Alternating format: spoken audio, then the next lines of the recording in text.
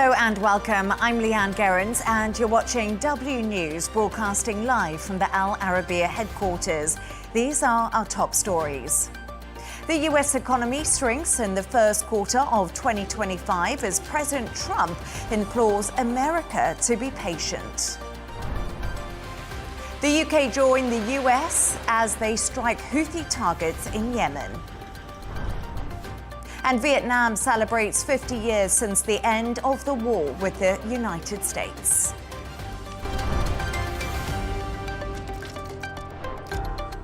Now to our top story, and the US economy shrunk during the first quarter of 2025 as GDP slipped 0.3%.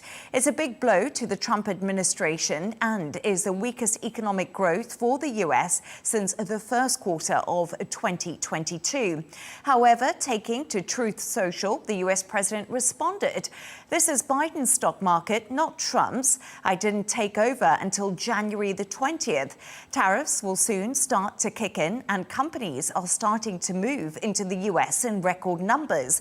Our country will boom, but we have to get rid of the Biden overhang. This will take a while. Has nothing to do with tariffs, only that he left us with bad numbers. But when the boom begins, it will be like no other. Be patient. For more on this, I'm joined from Washington by former US Deputy Special Envoy Ellie Cohanim. Ellie, great to have you on the show again. Thank you for joining me. I just talked about the GDP numbers there. A recession is now predicted by most economists as US GDP drops for the first time in 3 years. So far, tariffs appear to be having the opposite effect to what was actually intended. Leigh-Ann, it's great to be with you. The president campaigned here in the United States on bringing dramatic change to the country from what we were experiencing under the Biden administration. And so the American people have given him a huge mandate. And the administration was understanding, and I think they were expecting that the economic policy, that the tariff policy that President Trump would institute would, perhaps have some moments of choppy waters for the American economy. But you have to understand that the president is trying to correct almost 60 years of economic policy, which has left middle-class Americans really suffering for the decisions of previous administrations. And so whatever temporary unease there might be in markets and other economic indicators right now, the expectation is that, again, we are resetting 60 years of failed policy, and the president is trying to create a stronger economic future for American children and grandchildren, and really for all of us as we head into a new economy with AI and other very highly unpredictable factors. So I think his call for patience is exactly right. And I know that the American people, again, have given him a strong mandate. So patience is in order. I think he will get slack from the American people as he tries to lead us to what will be the prosperity that he believes is waiting for the economy. Ellie, yes, indeed. And he reiterated that in his cabinet meeting that he's been holding today. Donald Trump did say during his rally last night that an agreement with China is going to happen. Today, Al Arabiya is reporting prices for goods from Chinese companies like Shaan and Temu are soaring for US customers. So Trump is saying, please be patient.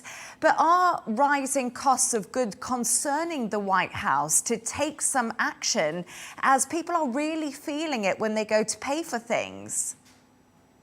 Leigh-Ann, it's a balancing effect because on the other hand, since President Trump came into office, we've also seen in the United States lower inflation. Under Biden, there was record high inflation. We have lower energy costs, and we also have trillions of dollars of incoming investment into the United States. In that same cabinet meeting that you just referred to, there was also conversation about the fact that the United States is changing some of its postal policies that were giving the Chinese tremendous benefits and discounts on their goods.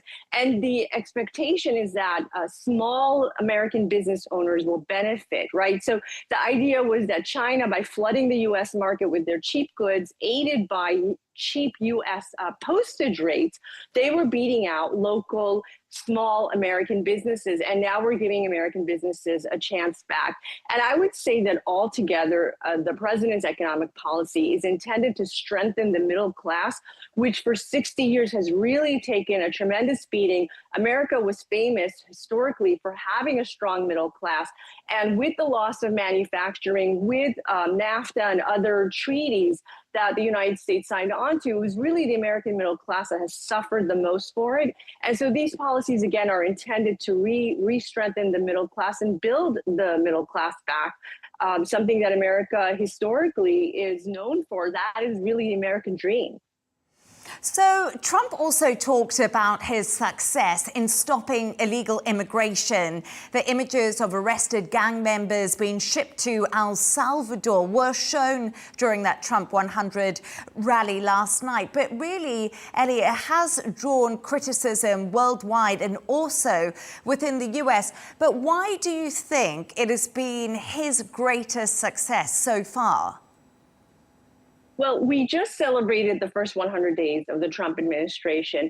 And truly, I think for many, it has been a celebration because there was a lot of polling that showed, and I think you can see that in the loss of the Democrats in this election. The country felt that the U.S. was heading in the wrong direction under the Democrat previous administration.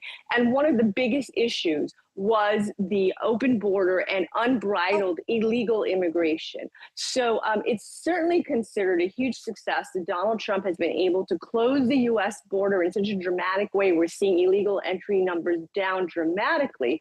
And in fact, those images that you discussed about this Trenda Aragua and other illegal immigrants that are being shipped on military planes to this high-level security prison in El Salvador, I think those images did exactly what they were intended to do, which was to stop the flow of illegal immigrants, to let the most violent criminals know that they were not going to be safe here and they might as well not come. So this is the president really delivering on his promises to the American people. It was one of his biggest campaign messages.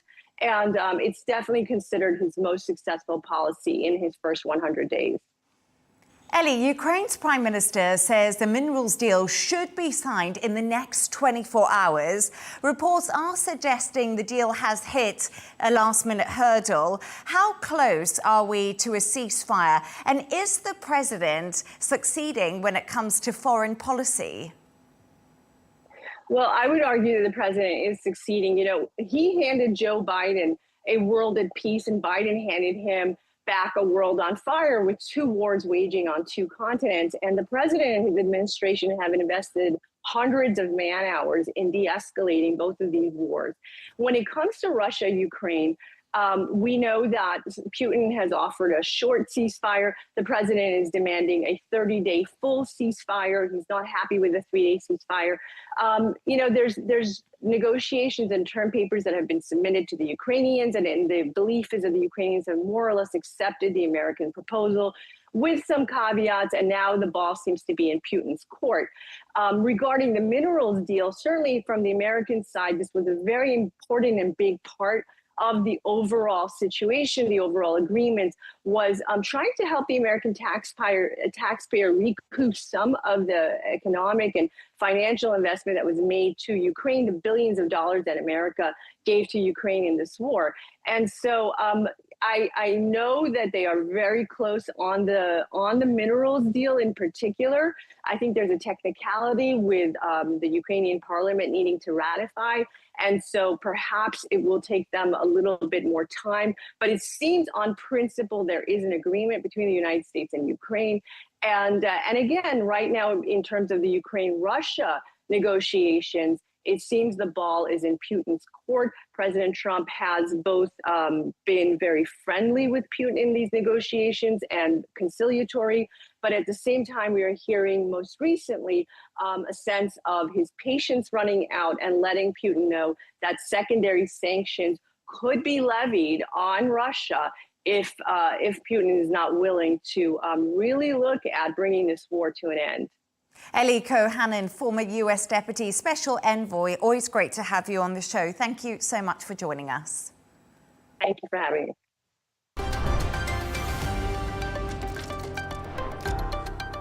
Now, the UK has joined US forces and attacked a Houthi target in Yemen for the first time since Donald Trump was re-elected. The Ministry of Defence confirmed the strikes were responding to Houthi attacks on international shipping in the Red Sea and Gulf of Aden. Earlier today, British Prime Minister Keir Starmer thanked the RAF for protecting both the US and the UK. Today evening, Royal Air Force Typhoons successfully conducted strikes against Houthi military targets in Yemen in a joint operation with our US allies. This action was in line with long-standing policy of the UK government to defend freedom of navigation in the Red Sea after Houthi attacks fuel regional instability and risk economic security for families in the UK. Mr. Speaker, I'm pleased to say that all UK aircraft and personnel returned safely, and I pay tribute to the professionalism and bravery of all our servicemen and servicewomen. I'm now joined by former Air Vice Marshal and military analyst Shaan. Shaan, great to have you on the show. These are the first UK strikes on Houthis in Yemen under Donald Trump. How significant is this joint military operation? Yeah, good afternoon, Leigh-Ann. I think it's very significant, not only because, as you say, it's been some time since the Royal Air Force has been involved in these missions.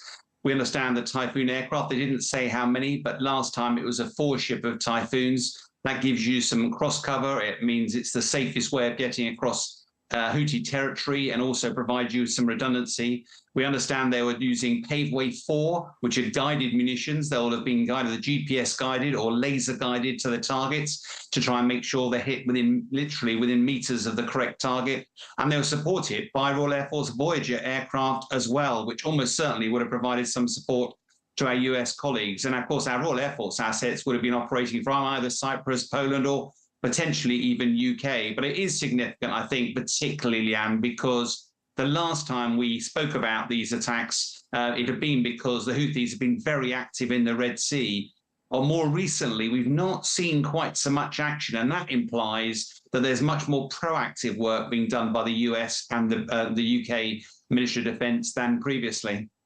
Why did these attacks appear to happen overnight, Shaan? Was this significant? One of the things that the Americans and the British are very, very aware of is the risk of collateral damage and also damaging civilians, killing civilians on the ground. Now, of course, inevitably in these sorts of conflicts, the Houthis will have their own messaging and will be trying to paint this as a very different picture. But by attacking a facility that's actually making drones, that's what the Ministry of Defence said, that this was a manufacturing facility for the sort of missiles and drones that were being used to attack merchant shipping and also military shipping. By attacking those facilities at night, pretty much as you'd expect in any factory, it's not going to have anybody working in it, maybe a night shift guard, but otherwise you're going to minimize civilian casualties. And I think that's why this was done at night. It also means that any air defense systems that Houthi has, however rudimentary, they're a lot more difficult to operate at night. So it would have guaranteed the safety of Allied forces as they made this raid across Yemen.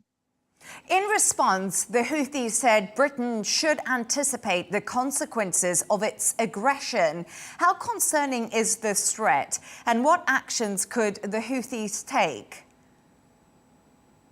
Yes, I mean, I think what's interesting across the Arab world, whenever there are threats like this, certainly their first reaction is threatening rhetoric. The harsh reality is the Houthis do not have the military capability to present a threat to Western assets in the region. What they are being used, the Houthis quite overtly are being used by Iran as a proxy force. And all of this, unfortunately, is all linked to the conflict between Israel and Hamas in Gaza. The Houthis came out in support of Hamas. It's no coincidence that at the moment, the ceasefire between Israel and Hamas has broken down. The Hamas are now beleaguered. They're under attack again and the Israelis have actually cut off all aid into Gaza as well. So I suspect what's happening behind the scenes is Iran is fueling the fire, trying to get the Houthis to react. And this time, rather than waiting for them to attack shipping, the West is doing an intelligence-led operation. In other words, it's intercepting communications, it's watching the movement of missiles from Iran, and it's hitting the Houthis before they can mount any devastating attack on shipping. So yes, there'll always be a bit of rhetoric, Leigh-Ann, but the hard reality is until the Gaza conflict is resolved, I suspect we're going to see the Houthis continuing to do all they can to harass shipping into the Red Sea. Shaan, that leads me on to my next question to you. How do these strikes on the Houthis in Yemen impact the wider unrest in the Middle East? Yeah, it's an interesting one, isn't it? Because the West, frankly, has no interest in getting involved in the war in Yemen. We don't have time for the history lesson there, but Saudi Arabia has been involved in a long conflict there, but we're starting to come to some sort of peaceful accord.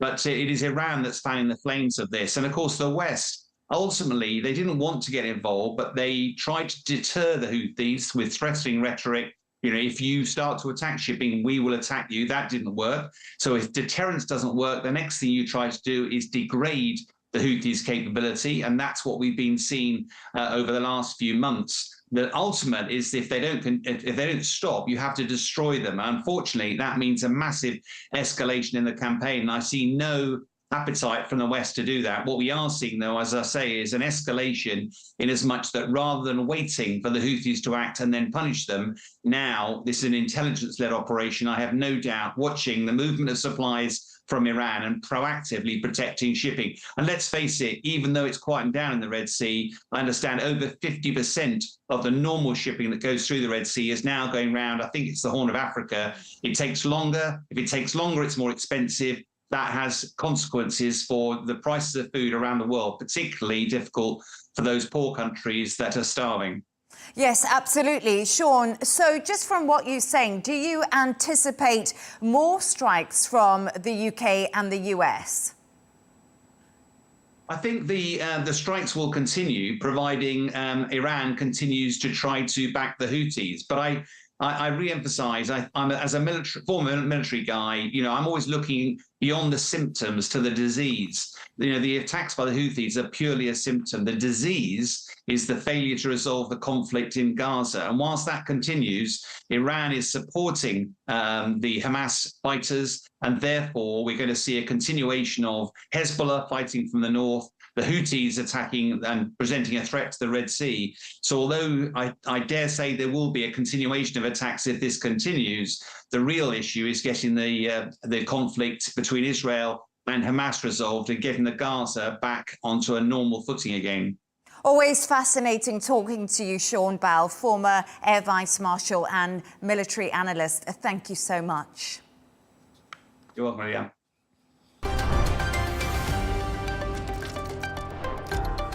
Let's take a look at some of the other stories making the headlines today.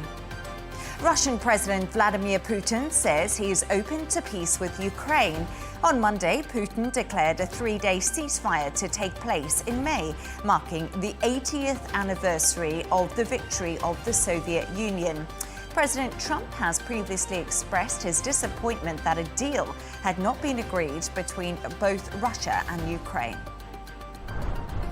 North Korea has conducted its first test firing of its new Choyong-class warship missiles.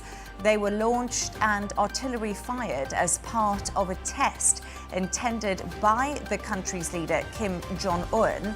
Last week, North Korea unveiled the 5,000-ton destroyer equipped with what it called the most powerful weapon systems built for a Navy vessel. An Australian woman charged with cooking with fatal mushrooms has admitted picking wild fungi, lying to the police and disposing of the evidence. Erin Patterson is accused of murdering 3 of her estranged husband's elderly relatives by poisoning their food and faking a cancer diagnosis to lure her victims to a meal. Speaking in court, Patterson argued that her actions were a terrible accident. And a historic church in Memphis, Tennessee, caught fire and suffered significant damage on Monday. The Claiborne Temple was the staging point for the marches to City Hall, including one led by Martin Luther King Jr. in 1968. Before the fire, the church was undergoing a $25 million restoration, previously expected to be completed in 2026. The fire is now still under investigation.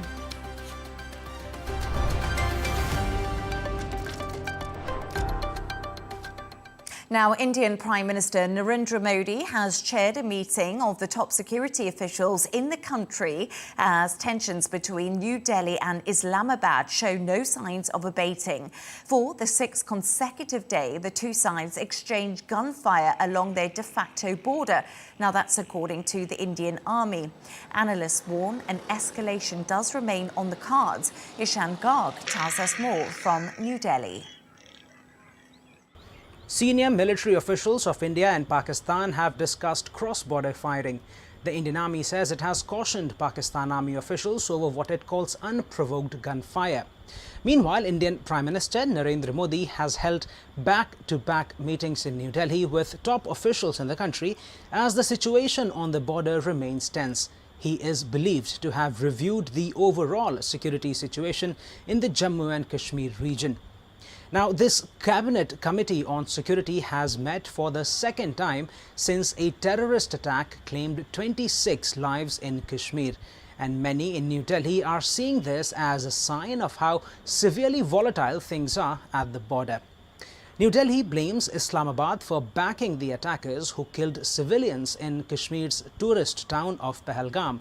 And Prime Minister Narendra Modi says that India will hunt the perpetrators and their backers down. Now, amid this sharp rhetoric from both sides of the border, Pakistan's information minister said on Wednesday that New Delhi could carry out a military strike by Thursday evening. Indian officials have not responded to these claims. The Prime Minister on Tuesday, however, had held a meeting with the chiefs of the three branches of the armed forces. And reports say that he has given the army full operational freedom to respond to the Kashmir attack. Security forces are in the meantime conducting raids in the Restive Valley to apprehend the perpetrators, but the attack has already dramatically worsened India-Pakistan ties. Both sides have downgraded their diplomatic ties and cancelled travelers' visas. New Delhi has also closed its only functional border with Pakistan and has threatened to hold back crucial river water that could strain supply for nearly all of Pakistan's population. Calling it an act of war, Islamabad says it will withdraw from the Simla agreement. The pact, signed after a deadly war in 1972, is the basis of the de facto border between two countries. And analysts say that with tensions now rising once again, the possibility of New Delhi carrying out military strikes on Pakistani soil is more a question of when, not if. Pakistani media says Islamabad scrambled fighter jets on Wednesday to ward off Indian planes flying close to its airspace, but Indian officials have not confirmed these reports. Experts say a conflict between the nuclear neighbors could plunge the whole region into chaos. The two countries have already fought 4 wars since 1947 when they became independent. And though relations between them were never normal for a sustained period, they argue the brutality of the 22 April Pahalgam attack has worsened the situation. All eyes are now on India's next move as the international community, including the United Nations, is urging restraint. Shaan, Al Arabiya News, New Delhi.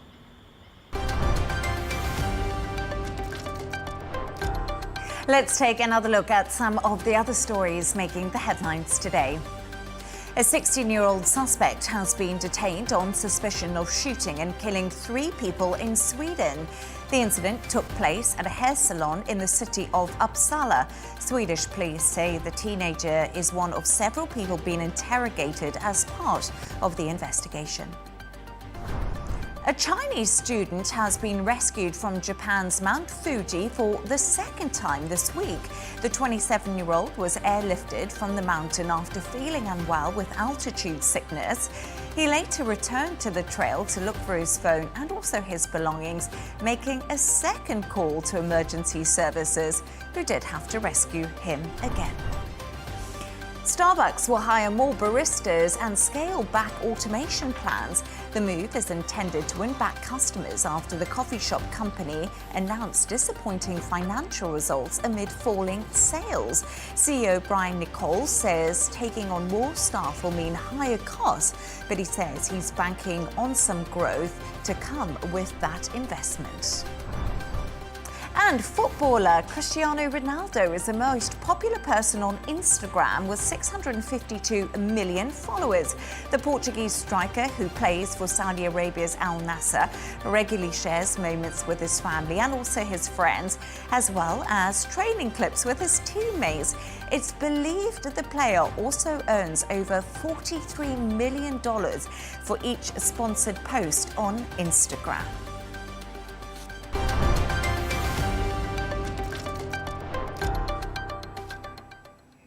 Vietnam's communist leader, General Secretary To Lam, says his country is ready to stand shoulder to shoulder with the world's greatest powers.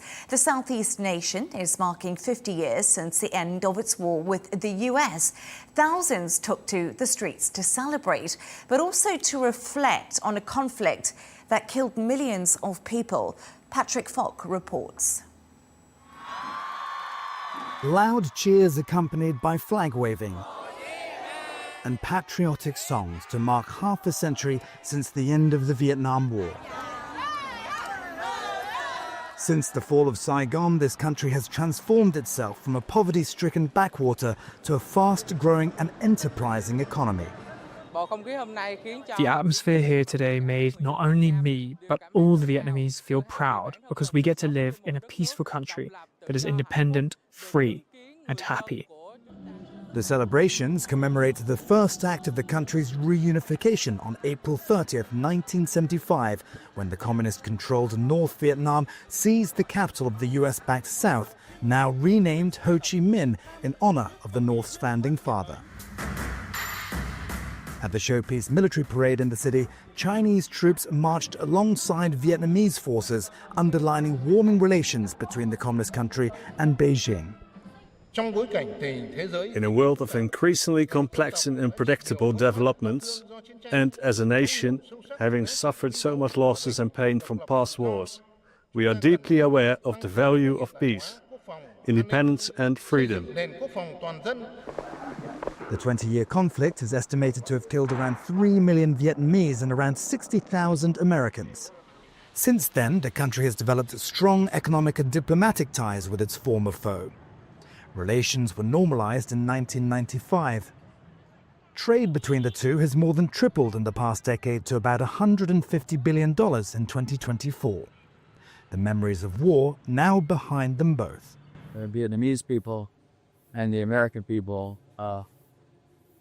will always be friends. Fears are, though, that their bonds could now be tested by the threat of crippling tariffs announced by US President Donald Trump earlier this month. Negotiations are underway between Hanoi and Washington, but pressure on Vietnam's export-led growth could reopen old wounds. Patrick Falk, Al Arabiya News.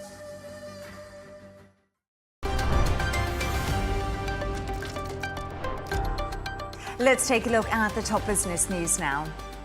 Donald Trump says China will likely bear the brunt of his 145% tariff on the world's second largest economy. However, prices of Chinese goods are suggesting US shoppers will be paying a major portion of the bill. A swathe of products on e-commerce giants like Temu and Shaan have seen prices soar, with a set of kitchen towels jumping 377%. The German economy grew in the first quarter of the year thanks to consumption and investment. Preliminary data from the Statistics Office showed Europe's biggest economy will escape a recession after contracting in the last quarter of last year. Gross domestic product rose in line with forecasts by 0.2% compared with the previous three-month period. Turning to all the sports news now, Paris Saint-Germain took a big step towards reaching the Champions League final after beating Arsenal 1-0 in a tense first leg of the semi-final on Tuesday. Ousmane Dembele's early goal sealed the win. Meanwhile, Arsenal's Mikel Merino had a goal ruled out for offside. And Novak Djokovic's shock withdrawal from the Italian Open should be a huge worry for the champion's fans as he heads to the French Open without winning a match on clay this season. That's according to former Roland Garros winner Jim Courier. Djokovic has been woefully out of form and was beaten in his opening matches in Monte Carlo and Madrid this month.